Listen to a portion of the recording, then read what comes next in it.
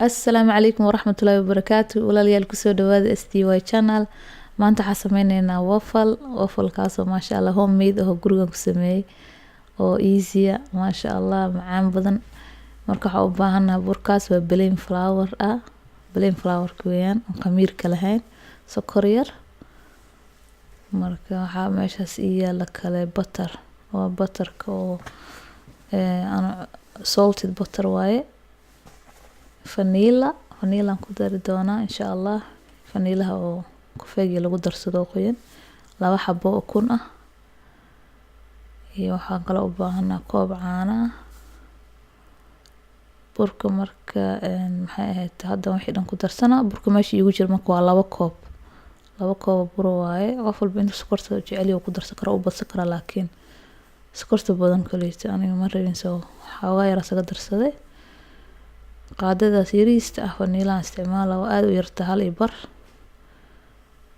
Butterka marka waa soo dhalaalinaa because hadii kale waa si fiican u raacay burka, si fiican u qasmaayo. Marka butterkan soo dhalaaliyaan ku daray daawasho wacan hadartan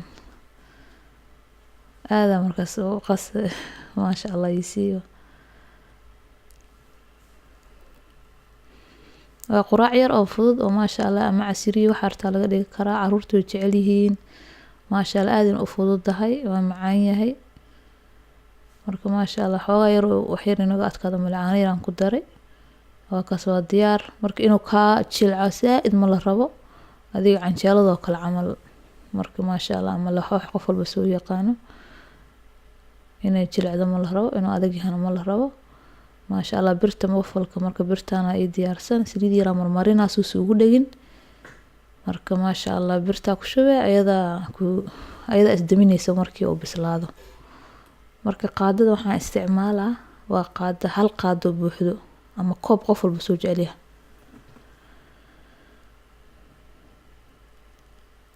waa kaas markuu bislaado maasha Allah ayada isdamisay guduud waaye. 1 qaado si wax isku la ekaadaan. maasha Allah waa kaas crunch waaye. saas daa u jibisay waana macaan oo soft ah. wallahi maasha Allah ciyaarka iska ma dii karaan.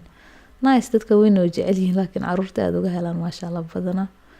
waffle iyo banaankana ugu soo gadid iyo pancake iyo wax soo laga buuxiyo kanay way wanacayaan kanay mar walba noo sameey ku dhahayn maasha Allah si ay u heli doonaan. hadda waa kana 2 xabo waffle ah. qof walba wuxuu rabo korka uga darsan karaa. marka aniga cream yar iyo raspberry aan iska saaray.